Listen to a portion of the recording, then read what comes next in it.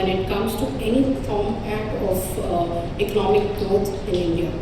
But at the same time, we also are women. We love camaraderie, we love networks, we love supporting each other. And that's the reason why CII IWN is very much there, and it sits separate from the CII larger body. So with that, I'll get a little bit formal. It is also the year we end this entire year-long work that we have done across verticals of IWN. It is also the year that we, and the day we do a change of guard. So I do take this opportunity to welcome all of you, not only to be part of this leadership conference, but to stay and be part of our annual day, which will be right at the back of Taragai, to see the change of guard, to see the kind of work we have done through the year, and to basically celebrate this entire year also. Last year, Taragai was the first edition. We had essentially worked on the platform of Women Catalyzing Progress. This was the conception of Ms. Kritika Shivkumar, who is also with us. And it was her brainchild that we need something that essentially is a celebration. And that vision that she put forth last year, the CII IWN Tamil Nadu team, because this is an entire team effort that has taken the second edition forward.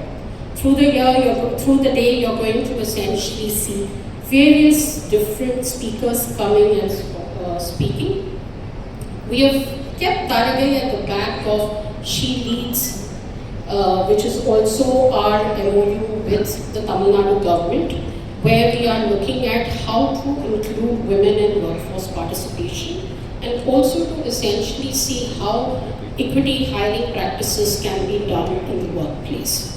So, without taking much time, I'm going to hand over the baton to Arsi, who's going to essentially talk to you about what Taragai is about and what you're going to see this day unfold. So I welcome each one of you. Enjoy this day. It's a very experiential conference that we have put together. You've got various aspects through this day and a lot of learning also. Please do network, know more about you, and we welcome you.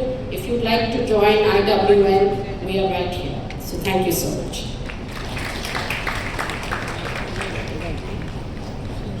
Thank you, Savita. வணக்கம். மேடையில் அமர்ந்திருக்கும் அனைவருக்கும் எங்களுக்கு வணக்கம். இங்கே வருகை தந்திருக்கும் அருமை தோழிகள் அனைவருக்கும் வணக்கம்.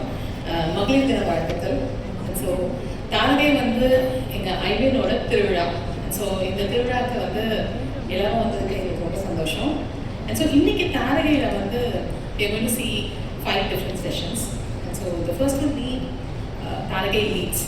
And so நம்ம எல்லாருக்கும் they keep saying, you know, we have successful men முன்னாடி women இருக்காங்கன்னு, அதே மாதிரி successful women பின்னாடியும் men இருக்காங்க. So we want to work on the talk on the male allyship on leadership.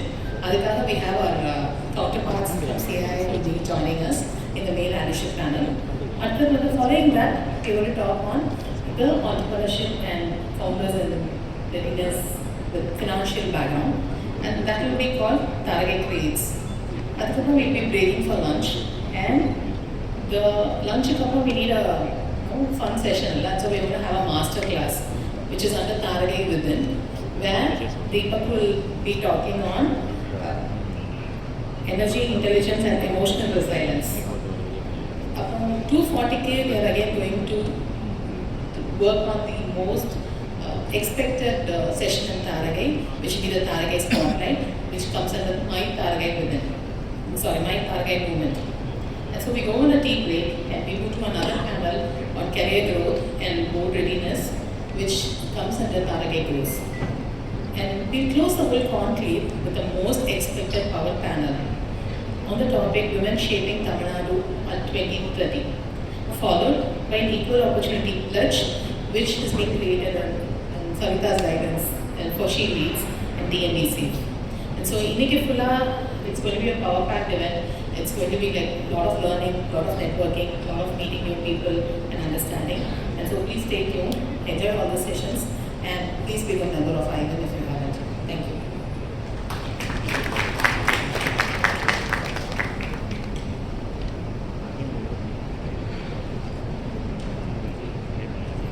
Thank you, Ms. Arasi. Now that we have context, let's bring in the content. They say you can see through glass, but our next speaker has built an empire on glass. Literally.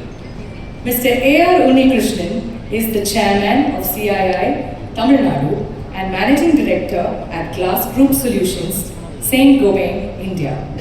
He is also the national vice chairman of IGBC, Indian Green Building Council. Under his leadership, St. Gobain hasn't just made buildings beautiful, they've made them green and sustainable. You know what they say? People in glass houses shouldn't throw stones, but people who make glass houses, they can do whatever they want. Please welcome Mr. A.R. Unnikrishnan. The stage is yours, sir, for the special address. I'm really happy to see in just 2 years the kind of growth. Growth you can see from the place where you conduct the conference, the size of the hall where you have the meeting. So I don't want to take the name of another hotel, but this is probably the biggest one that you can have in Chennai. So the fact that it's shifted from that small banquet hall in not as good a hotel as Taj to Taj and the ballroom, I think this says a lot about the way it has really progressed. So congratulations to Savitaji and Anudaji for your leadership in really taking forward. I must also compliment the leadership of IVEN Tamil Nadu and also the different chapters for really spreading it. I think in this last 12 months we have added 3 new chapters for IVEN in Tamil Nadu. So we today have 8 chapters of IVEN in Tamil Nadu, and let me tell you, CII has got only 10 chapters. So it's just a matter of time when IVEN should overtake CII. So very happy that that's really happening. Maybe I think Savitaji has given an honorary membership to me in IVEN because I've been now part of the last 1 week. More activities in IVEN than in CII. So happy to be part of that, happy to be an ally on that part. Coming specifically to the team of this time's Tarakai and also the IVEN conference on gift to gain. Personally, I have a bit of a challenge on that because normally when you give to somebody without expecting anything in return. Okay, so therefore I have a bit of a challenge. I don't know why that topic, but I know you are not to blame for that. It's the International Women's Day. They have chosen that particular theme. So we are given the syllabus. We have to stick to the syllabus. So let me stick to that. To me, I think therefore, who do you gift? The question is, who do you gift, and therefore, what do you want in return from that? To me, there are 4 or 5 people to whom you are gifting, and your gifting means, what I mean is really your participation in the economic activity. That's essentially what this is all about. I mean, how women can more participate in the economic activity. Today in the country, the women participation in the labor force, and that's organized labor force. So whatever you contribute at home and don't get paid, unfortunately it's not counted in that. But the formal sector, the women participation in the labor force is around 32% in India. And normally Tamil Nadu is a very progressive state, and we never compare with other states. We compare with other nations, and therefore it will always be in comparison with Nordic countries and things like that. Too early to clap. They are at 75-80%. Okay, they are at 75-80% in terms of women participation in the workforce. We are only at 32%. Tamil Nadu will be slightly ahead. 32 is for India. Tamil Nadu will be around 40. But we are still far away from. If you really want economic growth for the country and if you really want economic participation for women, I think a lot more participation is required. So from that point of view, there are 5 places where I think you can, as a woman, gift and therefore also expect something in return. To me, the first person to whom you have to gift is yourself.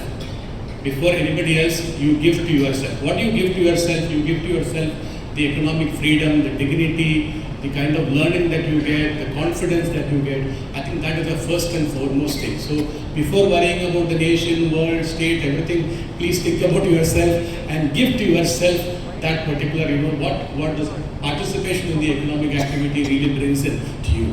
What can you take out from that? What is that you want in return? To me, is the motivation. Every day when you wake up, you will have lots of challenges. All of us have challenges. And mind you, challenges are not only for women, challenges are for all of us. We were waiting downstairs, I was getting a few calls saying, now the war is happening, so there can be a lot of issues in terms of energy availability. All of us get so many issues. Many of those are not in our control. But how do you still have the motivation to have a smile on your face and wake up in the morning and get on with whatever you want to do? That motivation is the most important one which you have to get from yourself. It's not going to come from anybody else. It's not going to come from the IVIN chairperson. It's not going to come from CI. It's not going to come from the state. It's not going to come from the organization that you are part of. It has to come from you within. So how you gift all the economic freedom, whatever, financial stability, all that, and in return get that motivation. Second that you give is really to the family. I think when you give to the family, when you are participating in an economic activity, you are without doubt you are contributing to the family. If my mother hadn't participated in the economic activity, she was a teacher and she was not working, I would not be standing here today, for sure, because family wouldn't have been able to afford the kind of education that I could do, and therefore, come where I am today. So I think that's the biggest gift that you give to the family by really providing that. Plus, I think many other things from an emotional point of view, the intelligence point of view. Today, more than me, it's my wife who advises my daughter in terms of what kind of career she can get into, what kind of colleges she can get into, what courses she can. So all that also requires some perspective for you to be. That perspective comes when you are active in the economic activity, you are part of a network like this, you are interacting with so many people from different walks of life, you pick up a lot of insights from different places. That's the gift that you give to the family. Therefore, don't hesitate to take all the support from the family. I think the family is there to support you for your economic freedom, for your progressing in your career, entrepreneurship, whatever it is. We should not hesitate. I think normally, many a times women tend to hesitate saying, I only have to give to the family and not take. I think it's a give and take. I think should not hesitate to take, that support from the family. It really helps in a big way. Third is to the organization. Whether you are an entrepreneur, you run the organization that you run, or if you are a professional working in an organization, you are giving your time, you are giving your energy, your knowledge, your expertise, whatever the domain expertise that you bring in, your talent, all that is what you are gifting to the organization. It's only fair that you expect back from the organization a level playing field, where you are given an equal opportunity, where if you are equally good as a man, I think that is recognized. And there are policies which also help you in the initial phases to really overcome some of the challenges. There are career breaks. Somebody said, it's not a career journey which is a tragic thing. There are steps, and some of the steps are then at times broken. And that is a challenge in terms of building a career. So the organizations need to have right policies to really ensure that those broken steps are quickly repaired, and then you can continue that journey part of it. I think it's a fair ask from from all of you, the organizations that you work in, to really have that. I think I see all of that happening in many organizations now. The fourth is to the society. I think when you are society, what I mean is not largely the state, nation part of it, but the microcosm that we are part of. So maybe the Chennai society or Erode society or Anna Nagar society, whatever the society that you are part of, I think what are the contributions? You are, again, with your economic participation, you can contribute a lot in terms of, you can give a lot of things in terms of progress of a society. I think one of the biggest challenge for us is really, as a nation, we may be economically progressing, technology-wise, AI, so many things we talk. But when you go out into the street, there is absolutely no civic sense. Absolutely no civic sense, whether it's on the traffic, whether it's on the way people do things in the society. And I think everybody, all of us have a role to play in terms of influencing that. And women can play a much more influencing role, because you have the respect, first of all, somebody would listen, and the patience, and the empathy to really deal with some of those issues and change many things in the society. And the last is really to the nation and the state. And if the nation has to become a developed country by 2047, Tamil Nadu has an ambition to become 1 trillion in a few years' time, and then maybe 4 trillion by the time India becomes a developed nation. That cannot happen. That cannot happen without equal participation of women in the economic activity. So I think that's the gift that you can give And really, that I would say, don't expect anything in return. I think that's the commitment all of us should do. We should do whatever is necessary for our nation or the state without expecting too much in return. The state is doing, country is doing many things to really help the industry, help more women participation. Tamil Nadu in particular is doing many things. I think the state government, whenever we talk to any of the ministers, administration, they are very proud of the fact that women are more advanced in terms of participation in entrepreneurship or employment and technology and other things. So that will continue to be there, but let's give to the nation. So to conclude, I would say from an IVIN point of view, I think we have to move from defense to offense. I think it's no more, this problem, that problem. I think we have to move from the defense to offense. From a doubt or a skepticism, I think we have to move to a confidence. And therefore, I would also request as many of the IVIN members and leaders to also actively participate in CII and get into the leadership roles of CII. Okay? I must tell you, the past chairs of CII are more powerful than the current chairs. Okay, so I am a past chairman of CII Chennai, so in exactly 7 days and 7 hours I will become past chairman of Tamil Nadu also. So you have got a lot of support from all of us for women to get into the leadership. I am very happy that Mrs. Gauri Kailasan has become the vice chairperson for CII Chennai. Hema was vice chairman earlier. We want more women. We want more women. I mentioned that in all the zones that I visited in CII. So please you wake up and you should actively participate in CII, and that's the way to really make your voice heard, make your presence heard. So thank you and all the best. Was started in 2012-13 in Chennai. Our Kaveri Hospital was also started in Chennai in 2012. I came back after 15 years in UK and Ireland, and I took over the Chennai division, and we started in 2012. I was one of the few members who was participating in CA as part of the CA. What is the objective of the IVIN? How do we go about that? So I was participating in a few meetings, but after that, our Kaveri itself had significant organizational challenges in Chennai because we came from Trichy.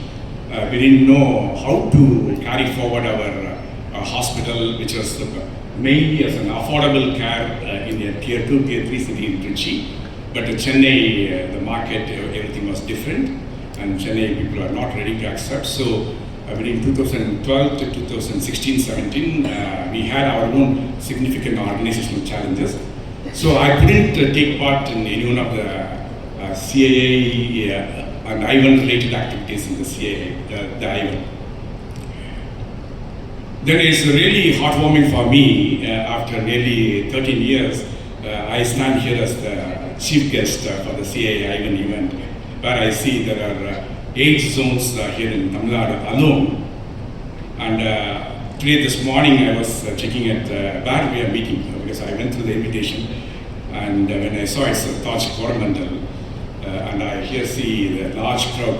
So one of the prestigious hotels of the Chennai and most expensive place to host a conference, the CAA IVIN has truly grown. Congratulations to each one of you.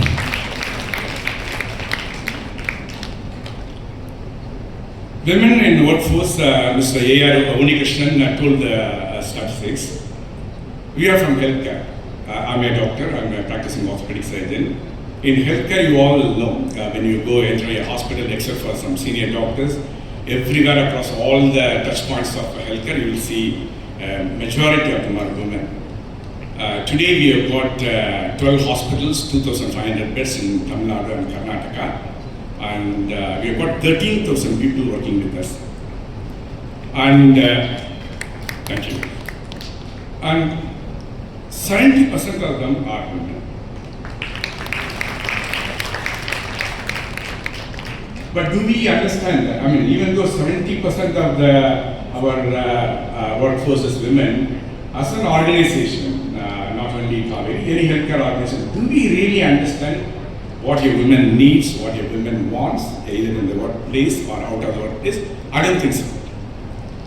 Even after we started the Chennai hospital, 6-7 years later only, it occurred to me Because everywhere I see, I go to the ward, I go to the operation theatre, I see women nurses, women healthcare assistants and all. But whenever I convene a managers meeting, that meeting is 80% of them are men. We say that we are a 27-year-old organization, but only 7-8 years we realized that the middle management, forget about the senior leadership or senior management position, middle management is held still by men. So these are the men attend the meeting with our directors and then go back and instruct the women workforce. So I thought it was not right. And then we proactively, it's called the positive discrimination, we positively discriminated against men. And I told that for a same application, same job, 2 CVs come, 1 male and 1 female. So there's no compromise on the capability. You know, as women, you are qualified enough or you are qualified more than men. But when there is 2 people, man and a woman, with the same level of competence and qualification, we proactively, that's called positive discrimination, proactively selected women as a manager. So this was initiated after we being in existence for more than 20 years. And then we have gone completely other way around now. Our 70% of the middle managers women. In fact, I'm telling them we should have men also. So that's also important. I'll come to that later. So this is about the middle management. Senior management, yes, senior management also. Now, our middle management in Kaveri is 70% women. Senior management, 50% women are there. Whereas in the leadership level, at the CXO level, we are only 20 to 30%. But it will take some time. Why it is happening? Because historically, none of the organizations, either the organization or society, family or house or the home, is not designed for women playing an active role. Even in the family or home, public spaces and all. Designed in a sense from their own personal space, from the organogram, org chart, everything is not designed for women.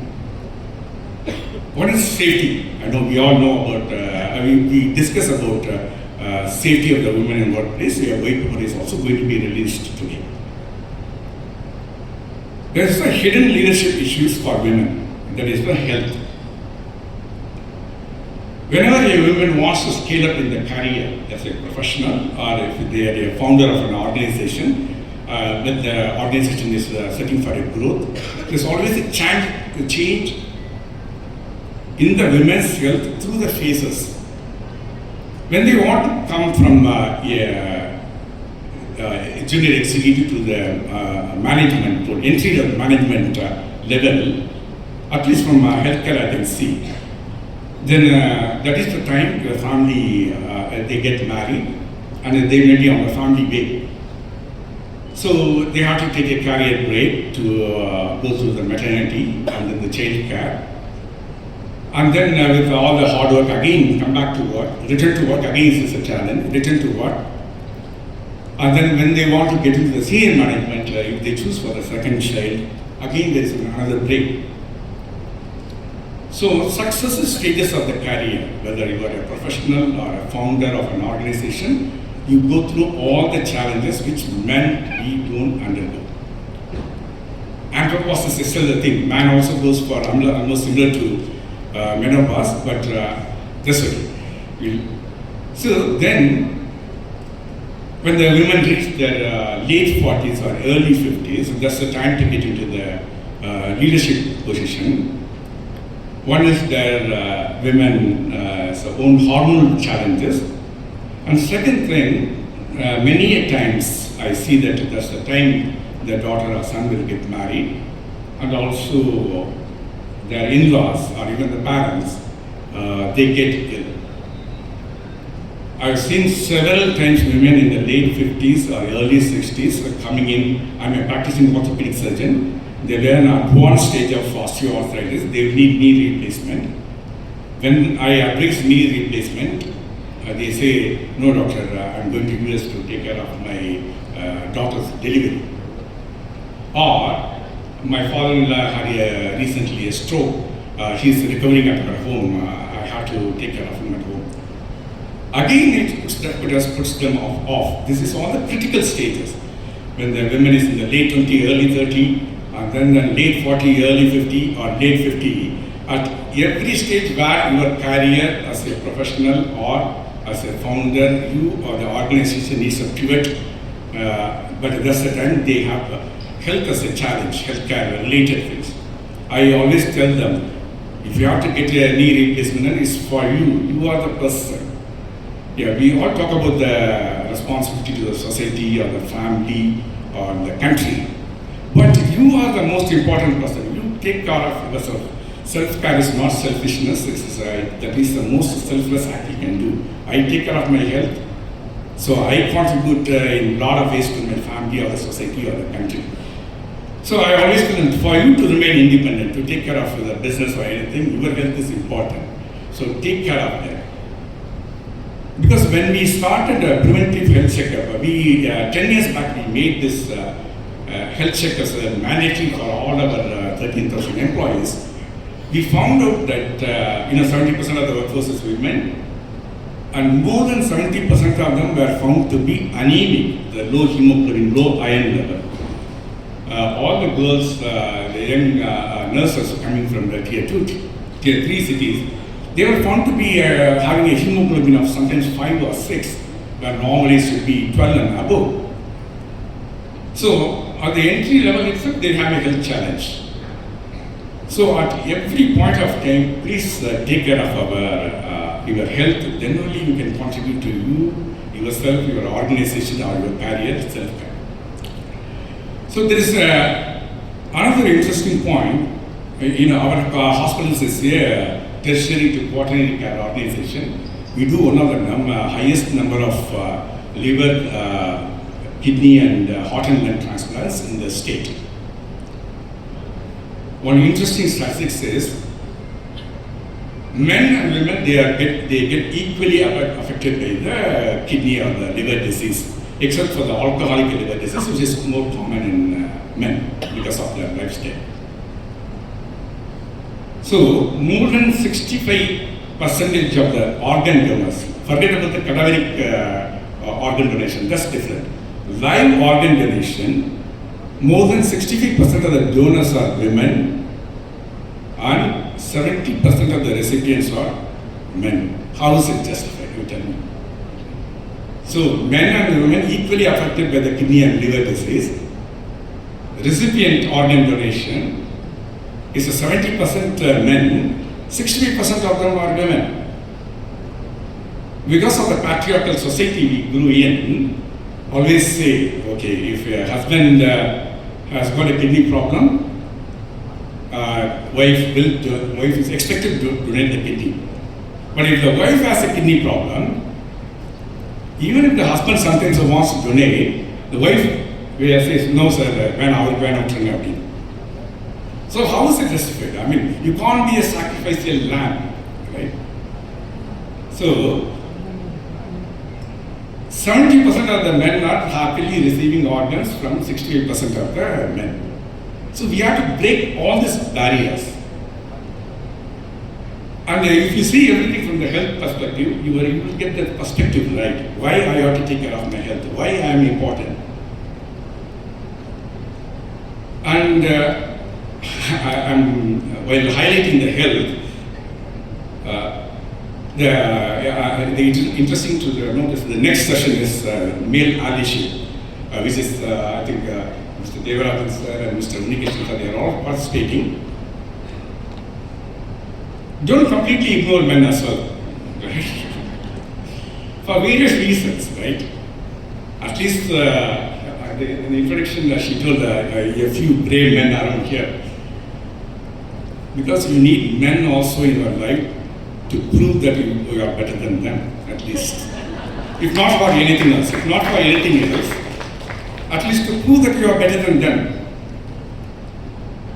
And there will be a stage where you won't need to fight for gender equality. I think Tamil Nadu is a very progressive state. We are fortunate with the successive governments focusing on women's safety, health, empowerment, everywhere. We are very, very fortunate. There will be a stage, I mean, in the near future, we will say that we don't need to talk about gender equality. So the male allyship, the Tamil I think I can say it on Saga, Sagi Mari Saga. Have them as our colleagues, right? And it is changing. In our own families, you will have noticed what your father, your husband were not. Our sons are different. Our sons want to contribute in the kitchen everywhere, even in the care of elders, everything. So men are changing as well. Don't ignore them. Have them as a colleague. But look after yourself. That is very, very important. On this note, CAA, first of all, I'm happy to see the growth of CAA Ivan Tamil Nadu chapter. And I'm extremely happy that the team and the chairmanship of Savita and Anuja and everyone here, you are releasing, and my Uma Magesh, the chief of staff of Kaveri Hospital, they all have put up a tremendous work here and releasing a white paper on women in health and safety. And I wish you very all the best. Thank you. To be standing here in front of my boss and presenting this paper, it's been months of hard work. So since Sir has covered most of the topic that we wanted to address, let me just give a very, very informal discussion about how we started this. When I joined Kaveri, one of my first assignments was to work on the framework for ensuring women get to the leadership role. So from there to today, we are working on policy recommendation to the government to address the health, safety and empowerment for women in the state. It's truly a big journey, and thanks for giving me the opportunity, sir. So when we reinstated CII Ivan in Tamil Nadu a couple of years back, I co-chaired along with Ms. Rebecca in the health and wellness sector. And Vivida was a conference that was designed to address the health needs of women. And we had two conferences happen, Vivida 1.0 and Vivida 2.0. But every time we did the conference, we felt that it was not enough, because we got experts from across the industry, from the government sector, professionals from both organized sector, unorganized sector, members of the CII. Every conference, we could feel a big gap. The dialogues were not enough. We had to move towards some actionable points. And the work across the past 2 years was to put together a policy framework as a white paper which will be submitted to the government as a recommendation, which can be included and taken to all the sectors so that it can benefit the women across the state. I would like to, paper has been drafted as Mukkurikol, and it's a 3-pronged framework of approach. And I would like to invite Ms. Rebecca to give us and walk us through the details of how the policy was drafted. And we knew that from health and wellness vertical alone we could put it together. So we had the policy team also work along with us, and Rebecca is going to walk us through the whole process to you. Thank you. Work that has been put in by women across various sectors. So I have this pleasure of introducing this paper and talking a little bit about it. Thank you, Uma, for that quick introduction. Before I move in, I'd like to take a few minutes to talk about the drafting committee.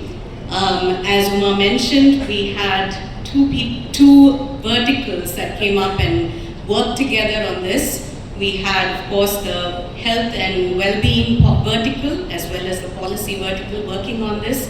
And along with Uma and Madhuri, myself and Savita, we had the opportunity to work on this paper.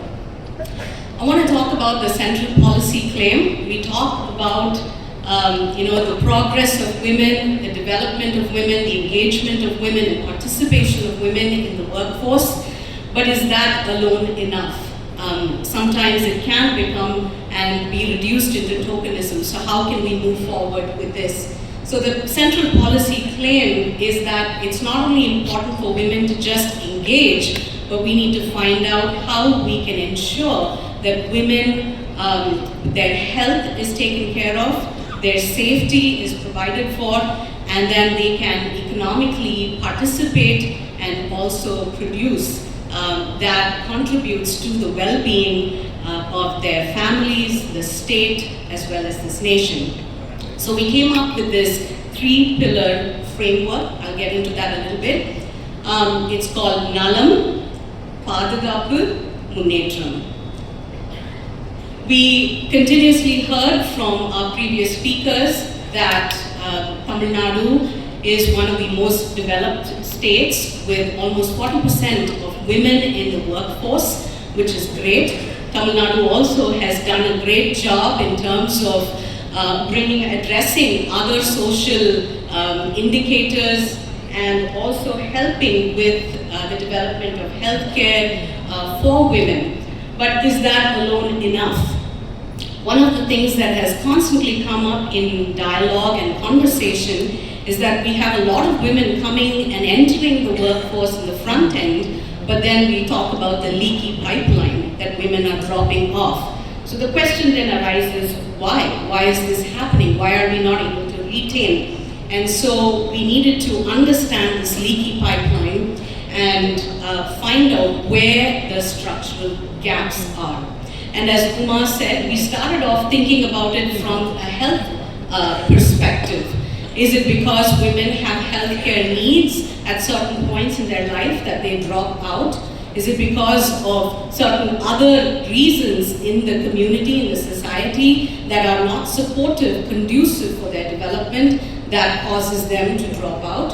Or what could be other reasons? And so Vivida 1 started off initially as a health conclave where we addressed and talked about some of these structural gaps.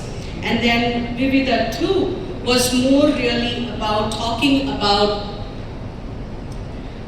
how individually women can become resilient, talk about women as entrepreneurs in the healthcare sector itself. And again, that was just the healthcare conversation. We needed to expand beyond that and understand further where the gaps were. And so we called together 2 roundtables. The first roundtable really was to understand ground realities, and we had a cross-section from the society. We had women from the non-profit sector, we had women leaders from the SHE groups, advocates and policymakers who came and joined us and put forward their learnings and their realities, and that was collated. And then in roundtable 2, we invited women from the corporate leadership to share their insights and in fact best practices of how they are trying to integrate women into the workforce, how they are able to provide a supportive and conducive environment for women to progress and contribute meaningfully in the workforce. So that was about maybe the 1, 2, and the 2 roundtables where we were able to bring together, collate the information, understand the gaps and so on. And so we put together with all these conversations and the dialogues, we were able to identify our findings and put them in clusters. And we identified 8 challenge clusters. Workplaces designed around male worker architect. I think Dr. Krishnan beautifully pointed that out with his example as he spoke, how workplaces really are designed around men and how that in itself can be detrimental to the participation of women. Second, caregiving, mental health and the invisible load that women carry. The third challenge that we identified is health gaps across the life cycle. It was not just maternity leaves that women need, or not just a certain break during their life cycle, during their healthcare seasons, but we really needed to understand this from a life cycle perspective. The fourth challenge cluster was violence, harassment, and safety deficits across environments, whether it is in the workplace, in organizations, in the family, as well as in society as a whole. The fifth challenge was marginalized and invisible women workforce, criminal justice and custodial gaps. Those were also some of the things that came up when we spoke to some of our colleagues from the non-profit sector. Representation and voice in decision making, knowledge, rights, and self-protection gaps.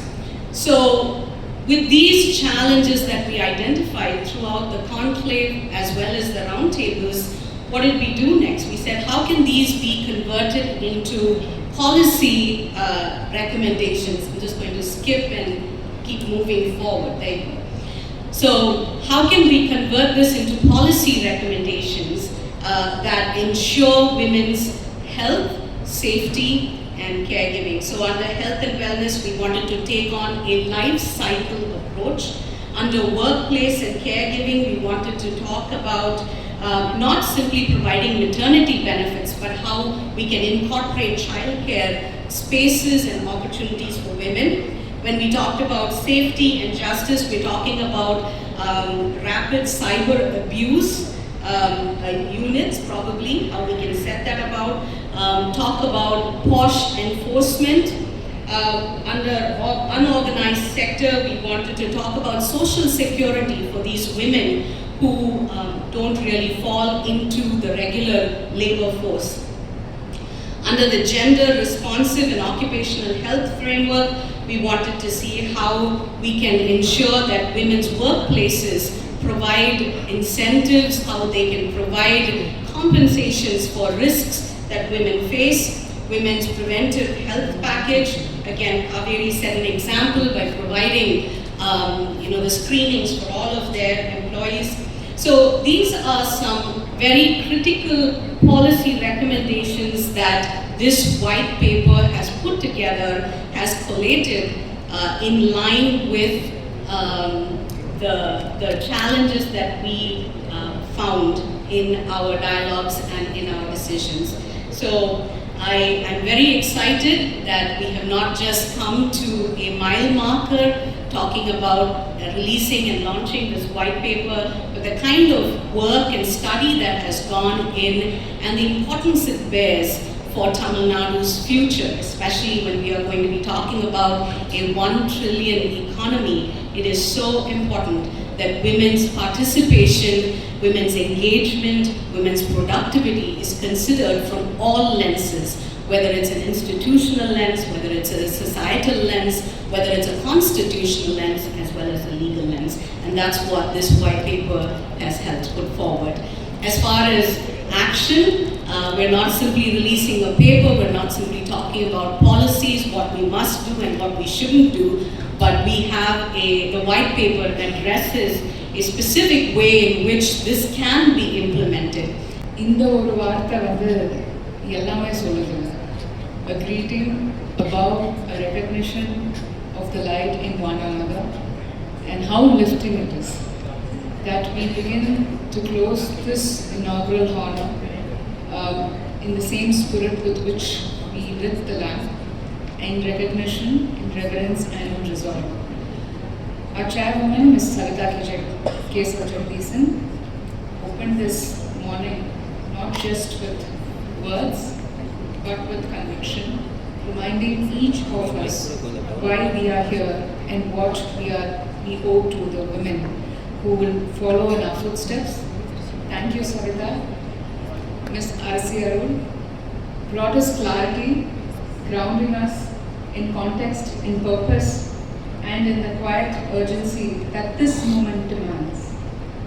That is the gift of a true leader, to make the complex feel clear and the distant feel possible. Thanks, R.C. Mr. A.R. Unnikrishnan sir, your presence here today as the chairman of CII Tamil Nadu is itself a statement that the men at the top of the industry are choosing to stand alongside us. Not behind us, not ahead of us, but alongside. That is what real allyship looks like. Thank you, sir. And Dr. Arvind Selvaraj, sir, your keynote reminded us of a truth we sometimes overlook, that a woman's health is not a personal matter. It is also a workforce matter. It is an economic matter. It is a national matter. Thank you for bringing medicine and vision together in one voice. The white paper that was released a few moments ago on women health and safety, I want us to sit with that for just a second. In our hands today is not just a document, it is evidence, it is accountability, it is a promise from IWIN Tamil Nadu that we will not speak of challenges without also charting the way forward. Every statistic in that paper represents a woman, a daughter, a colleague, perhaps someone in this very room. We invite every organization represented here today to take it seriously, not as a report to file away, but as a mirror to look into. What Taragai means today, finally. Yes, Taragai is in Tamil, அழகா நம்ம சொல்லணும்னா blossom அப்படின்னு வந்து இங்கிலீஷில் சொல்லுவோம், but தமிழ்கிட்ட வந்து we say it as தாரகை, மலர்றது அப்படின்றது சொல்லுவோம். So to flourish, not simply to survive, but to openly toward the light. That word has been chosen deliberately because the women we celebrate today are not expectations. They are not anomalies. They are evidence of what happens when talent meets opportunity, when ambition meets access, and when women are no longer asked to fit into systems, but to shape them. As we step into the rest of the state through emotional resilience and bold leadership, I invite each of you to carry one question: what will I do differently from tomorrow to help another woman blossom? There is an old Tamil saying, கடல் ஆழம் அளக்கலாம், கற்பவர் நிலை அளக்க முடியாது. You can measure the depth of the ocean, but not the depth of one is learned. Today in this room, I see depths that cannot be measured. I see women who have not waited for permission to lead. I see men who understand that equity is not charity, it is wisdom. The inaugural function of Taragai 2026 is not complete. The conference continues, and so does our resolve. I also take this opportunity to thank our sponsors, our press and media partners. Thank you.